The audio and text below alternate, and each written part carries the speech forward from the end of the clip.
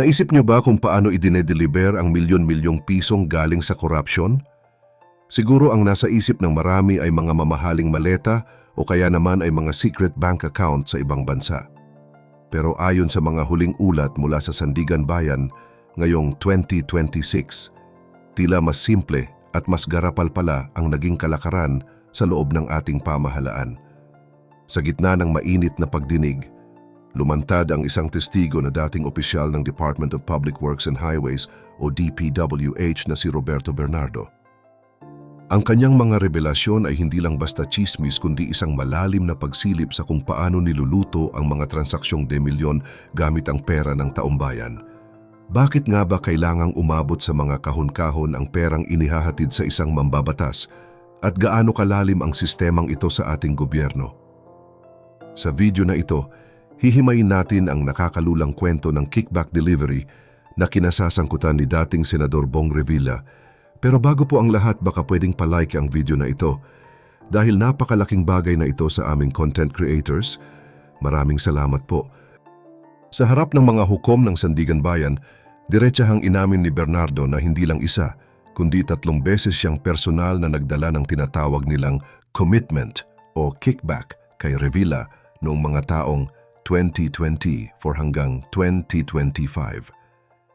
Isipin nyo, habang ang marami sa atin ay naghihirap sa pagtatrabaho, ang perang dapat ay para sa mga kalsada at tulay ay napupunta lang pala sa mga ganitong usapan. Ang mas matindi pa rito, ang mga proyektong pinagmumulan ng pera ay madalas palang mga ghost project. Isang halimbawa na binanggit ay ang flood control project sa Pandi, Bulacan na nagkakahalaga ng mahigit 72 milyong piso. Nang personal na bisitahin ng mga mahistrado ang lugar para inspeksyonin ang sinasabing proyekto, laking gulat nila dahil wala man lang kahit isang poste o estruktura na nakatayo rito.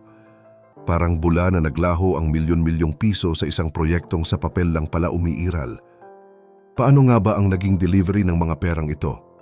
Ayon kay Bernardo, ang unang bugso ng pera na nagkakahalaga ng 15 milyong piso ay inilagay lang sa 6 na karton at isang bag. Kasama pa niya ang kanyang driver na si Esco de la Fuente nang ihatid nila ito. Ang ikalawang delivery naman ay mas malaki dahil umabot ito sa 250 milyong piso na nakalagay naman sa isang malaking kahon. Ang huling delivery na sinasabing nakarating kay Revilla ay nagkakahalaga ng 125 milyong piso na nakapaloob sa 3 pang kahon. Kung susumahin natin, daan-daang milyon ang pinag-uusapan dito na basta-basta na lang inihahatid na parang delivery lang ng groceries. Ayon pa sa testigo, may napagkasunduan silang 25% na komisyon para sa bawat proyektong naaprubahan. Ang mas masakit na bahagi ng pag-amin ni Bernardo ay ang pagsasabi na ang ganitong kalakaran ay matagal na palang nangyayari sa loob ng DPWH. Hindi na ito bago sa kanilang sistema at tila naging normal na bahagi na ng kanilang trabaho ang mangolekta ng kickback mula sa mga kontraktor ng gobyerno. Maging ang mga district engineer daw ay alam ang kalakarang ito dahil sila rin mismo ang nag-aabot ng pera. Ang mga listahan ng mga proyekto ay direktang nanggagaling sa mambabatas para masigurong maisasama ito sa budget ng gobyerno. Hindi lang si Bernardo ang naglabas ng mga nakagulat na impormasyon sa harap ng korte dahil sumalang din bilang testigo ang dating Regional Director ng DPWH na si Gerard Opolencia. Sa kanyang pag-amin, inihayag niya na nakatanggap siya ng milyong-milyong pisong tinatawag na token of cash o pera bilang pasasalamat mula sa mga kontratista. Isipin niyo, para sa bawat proyektong naipapatupad noong siya pa ang District Engineer sa North Manila, may kapalit itong pera na hindi naman dapat kasama sa usapan. Dahil sa tindi ng kanyang naging partisipasyon sa sistemang ito, napilitan siyang magbalik ng pera sa Department of Justice. Sa katunayan, umabot na sa 130 milyong piso ang kanyang naisuli mula sa kabuuang 150 milyon na hinihingi sa kanya ng pamahalaan. Dito niyo makikita kung gaano kalaki ang perang umiikot sa ilalim ng lamesa na dapat sana ay napupunta sa mga serbisyo para sa ating lahat. Tinanong din ng korte si Opolencia kung ano nga ba ang naging papel niya sa pagpapadaloy ng mga kickback na ito sa mga matataas na opisyal. Ang sagot niya, Siya lang daw ang nagsisilbing coordinator para sa delivery ng mga pera. Siya ang tumatawag sa mga district engineer para itakda ang eksaktong araw at oras kung kailan ihuhulog ang mga kahon-kahon ng pera. Ang mas matindi pa rito, ibinunyag niya ang lokasyon kung saan nagaganap ang mga abutan. Ayon sa kanya, sa basement parking ng Diamond Hotel, karaniwang ibinababa ang mga kickback noong Pebrero hanggang Marso ng nakaraang taon. Ngunit ang ipinagtataka ng marami at maging ng mga justices sa Sandigan Bayan ay ang pahayag niya na hanggang doon lang ang alam niya. Sinabi ni Opolencia na hindi niya alam kung paano nakuha ang mga kickback na iyon sa simula pa lang. Dahil sa medyo malabong pahayag na ito, hindi napigilan ni Associate Justice Beryl Miranda na paalalahanan si Opolencia. Sinabihan siya na bilang isang state witness, tungkulin niyang magsabi ng buong katotohanan at hindi dapat nagbibigay ng mga sagot na tila nagliligtas pa sa ibang tao.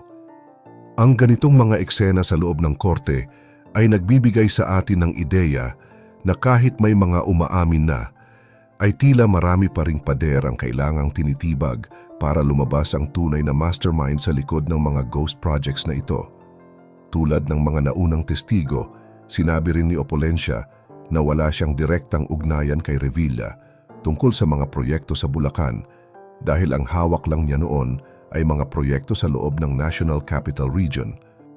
Ayon sa kanya, lahat ng utos ay nanggagaling lamang kay Bernardo na siyang nagsasabi sa kanya na alamin ang status ng mga proyekto at siguraduhin ang pondo para sa mga ito. Ang buong proseso ng pagdinig ngayong araw ay hindi naging biro dahil inabot ito ng halos 11 oras sa loob ng Sandigan Bayan. Talagang kinuha ng korte ang lahat ng oras para himayin ang bawat detalye dahil ito na ang huling pagkakataon bago sila maglabas ng desisyon. Dahil sa haba ng hearing, kitang-kita ang pagod sa lahat ng mga nandoon, pero hindi ito naging hadlang para tapusin ang mahalagang usapin tungkol sa mga nawawalang pondo ng bayan. Ang bawat sandali sa loob ng courtroom ay puno ng tensyon dahil alam ng lahat na ang susunod na mangyayari ay magdidikta sa kapalaran ng mga inaakusahan. Matapos ang mahabang oras sa loob, nakita nating lumabas si Revilla kasama ang kanyang legal na tagapayo na si Attorney Roddy Anthony Balisi. Sa harap ng mga naghihintay na tao, nagpahayag ng matinding kumpiyansa ang kampo ng dating senador. Ayon sa kanyang abogado, tiwala silang mapapawalang sala si Revilla sa lahat ng mga akusasyong ito. Binigyang diin nila na ang mga pahayag ni Bernardo ay tila mga salita lamang na kailangang sabihin dahil siya ay nasa harap ng korte at kailangan niyang may ituro sa gitna ng flood control scandal sa ating bansa. Para sa panig ng depensa, walang matibay na ebidensya na magdurugtong sa kanilang kliyente sa mga sinasabing ghost projects na ito. Sinisikap nilang ipakita na ang mga testimonya ay kulang pa sa bigat para maging dahilan ng pagkakakulong. Ang dahilan kung bakit inabot ng ganitong katagal ang hearing ay dahil siniguro ng mga justices ng Sandigan Bayan na wala silang maiiwang tanong. Gusto nilang matapos na ang lahat ng pagdinig para sa hiling na makalaya pansamantala o bail petition ng mga akusado.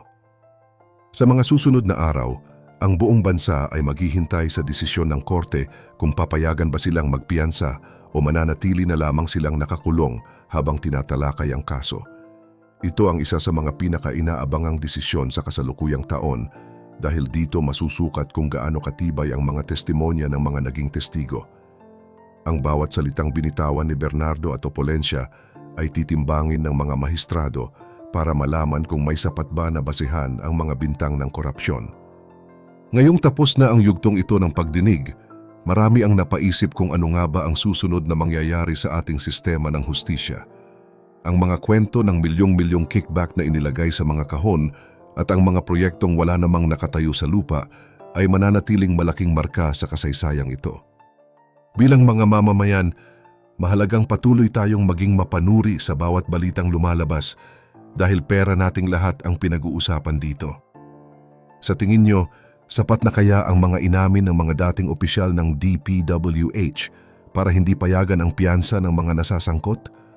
O baka naman tama ang depensa na puro salita lang ang mga ito at walang sapat na patunay? I-comment nyo ang inyong opinyon sa ibaba dahil mahalaga ang boses ng bawat isa sa atin tungkol sa usaping ito. Huwag rin kalimutang i-share ang video na ito at mag-subscribe para manatiling updated sa pinakahuling kaganapan sa kasong ito. Hanggang sa muli.